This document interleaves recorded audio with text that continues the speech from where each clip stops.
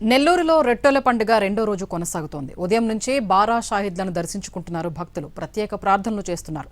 తమ కోర్కెలు నెరవేరాలని స్వర్ణాల చెరువులో రొట్టె పట్టుకుంటున్నారు.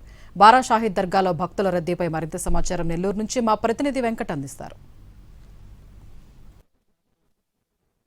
బారా షాహిద్ రొట్టెల పండుగ రెండో రోజు ఘనంగా ప్రారంభమైంది. సుదూర ప్రాంతాల నుంచి భక్తులు పెద్ద ఎత్తున స్వర్ణాల చెరువులో కోరికల రొట్టెను పట్టుకునేందుకు వస్తున్నారు. ప్రస్తుతం మనం దర్గాలో ఉన్నాము. ఈ బారా షహీదులని దర్శించుకున్న అనంతరం ఆ స్వర్ణాల చెరువులో రొట్టె పట్టుకుంటారు. తమ కోరికలు నెరవేరాలంటూ ప్రత్యేక ప్రార్థనలు చేస్తారు. ప్రస్తుతం మనతో క్యూ లైన్లో కొందరు భక్తులు ఉన్నారు. వారితో మాట్లాడదాము. మీరు ఎక్కడి నుంచి వచ్చారండి? రాజమండ్రి నుంచి వచ్చామండి. గతంలో వచ్చారా? ఫస్ట్ ఒకసారి వచ్చామండి. ఇది సెకండ్ టైం అండి రావడం. గతంలో ఏం కోరుకున్నారు? నెరవేరిందా? మ్యారేజ్ రొట్టి తిన్నామండి. మ్యారేజ్ అయ్యింది. ఇప్పుడు మళ్ళీ అది రొట్టి ఇవ్వడానికి వచ్చామండి. మీకు ఎవరు చెప్పారు ఇక్కడికి వచ్చి రొట్టె పట్టుకుంటే మీ కోరికలు తీరుతాయి? తీసుకున్నారండి. ఫస్ట్ మా అమ్మగారు వాళ్ళందరూ తీసుకున్నారండి. అలా అయ్యింది. సో నాకు కూడా అలా తినిపించారు. పెళ్లి రొట్టి జరిగిందని చెప్పి ఇప్పుడు నెక్స్ట్ మళ్ళీ అది ఇవ్వడానికి వచ్చామండి.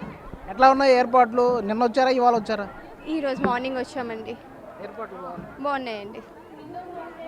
ఏం చెప్తారు? మీకు నమ్మకం నెరవేరింది, మీరు రొట్టె వదలడానికి వస్తున్నారు. మీతో పాటు చాలా మంది వచ్చారండి. ఇంకా ఫ్యామిలీ మెంబర్స్ చాలా మంది వచ్చారండి. మా వాళ్ళందరూ మ్యాక్సిమం 15 మెంబర్స్ వరకు వచ్చాము మేము.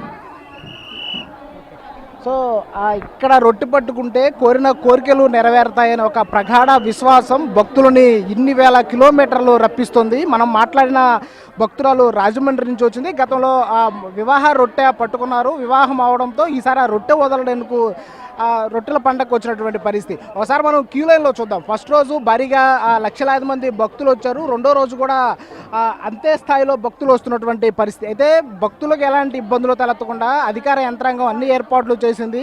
మహిళలకు ప్రత్యేకమైన వసతులు ఏర్పాటు చేసింది. ఆ రెస్ట్ రూములతో పాటు దుస్తులు మార్చుకున్నది. ఎక్కడైతే స్వర్ణాల చెరువులో స్నానం ఆచరించిన తరువాత రొట్టెల మార్పిడి కార్యక్రమం ఉంటుంది. ఆ రొట్టెల మార్పిడి కార్యక్రమంలో ఇబ్బందులు లేకుండా దుస్తులు మార్చుకునేందుకు ప్రత్యేక వసతులను కూడా ఏర్పాటు చేసింది. మరోపక్క ఏదైతే ఆ లక్షలాది మంది భక్తులు వస్తున్న నేపథ్యంలో కూడా ఎలాంటి అవాంఛనీయ ఘటనలు జరగకుండా పోలీస్ శాఖ కూడా ప్రత్యేక ఏర్పాట్లు చేసింది. నిరంతరం డ్రోన్ కెమెరాలతో పర్యవేక్షిస్తున్నటువంటి పరిస్థితి కనిపిస్తుంది. సో మొత్తంగా ఇవాళ రెండో రోజు కూడా భక్తులు అధిక సంఖ్యలో హాజరవుతున్నారు. షహీదులను దర్శించుకుంటున్నారు. తర్వాత స్వర్ణాల చెరువులో కోరికల రొట్టెల్ని మార్పిడి చేసుకుంటున్నటువంటి పరిస్థితి.